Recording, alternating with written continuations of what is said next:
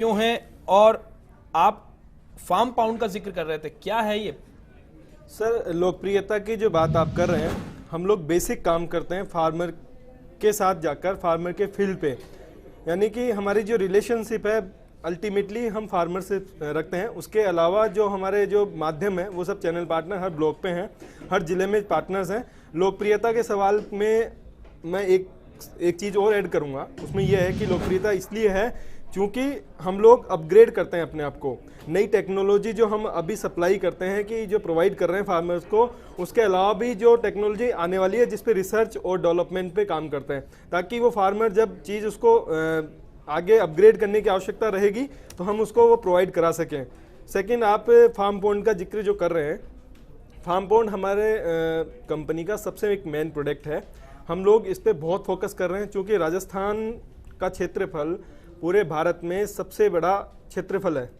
342 लाख वर्ग किलोमीटर का क्षेत्रफल राजस्थान का है और पानी की मात्रा 1%। इस कंडीशन में लैंड होल्डिंग कैपेसिटी फार्मर के पास बहुत है। आज किसान के साथ मजबूरी यह है कि उसके पास ज़मीन होते हुए भी, अगर उसकी ज़मीन की वैल्यू माने तो लाखों करोड़ों की वैल्यू की बीघाओं में या एकड़ में, हेक्टेयर्स में है, लेकिन वो मजबूर है कि अपना गांव छोड़ के शहर की तरफ वो मूव करता है और अपना मजदूरी करता है। इतना जमीन का मालिक होने के बाद भी वो मजदूरी करने के लिए बेबस है। उसके लिए बेसिक रिक्वायरमेंट, चूंकि अभी जमीन पड़ी है उसके पास पानी नहीं है, उसके बेसिक रिक्वायरमेंट, प्राइमरी रिक्वायरमेंट जो है वो पानी है। हम उसके लिए एक ऐसा सोर्स डेवलप करते हैं ताकि वो अपनी सिंचाई के लिए पानी जो उसको चाहिए वो अपने वहाँ खुद ही खेत पे एक तालाब बना के करे। इसके लिए हम पूरा एक सर्वे करते हैं।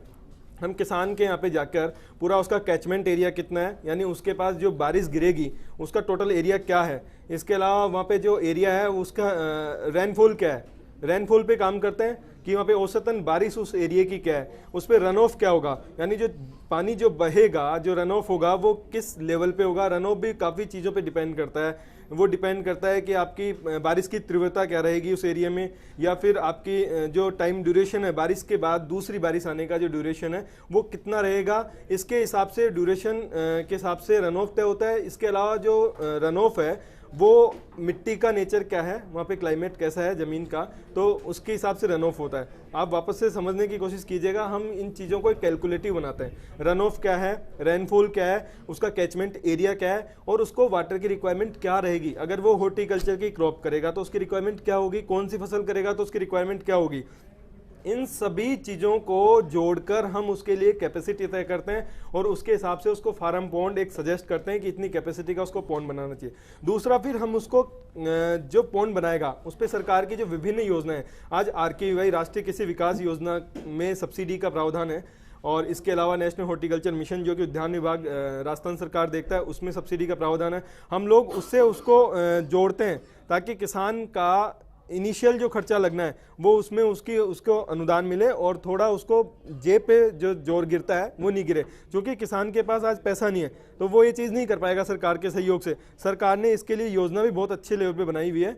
और उसके बाद फार्म पॉन्ड बनने के बाद जब उसका वाटर स्टोरेज होगा, आज चूँकि किसान सिर्फ खरीफ की फसलों पर ही आधारित है, खरीफ की फसलों में भी वो सिर्फ बारिश के ऊपर डिपेंडेंट है कि बारिश जब गिरेगी और उसके हिसाब से वो अपनी क्रॉप लेगा, या जब बारिश का ड्यूरेशन बहुत लंबा गया तो वो अपनी क्रॉप दोबारा से नहीं कर पाएगा। तो इसके लिए हम जब तालाब बनाते हैं तो वो खरीफ की फसल भी वो निश्चित हो जाता है करने के लिए। दूसरा, रबी की फसल भी आसानी से कर सकता है। श्रवण जी का रुख करेंगे।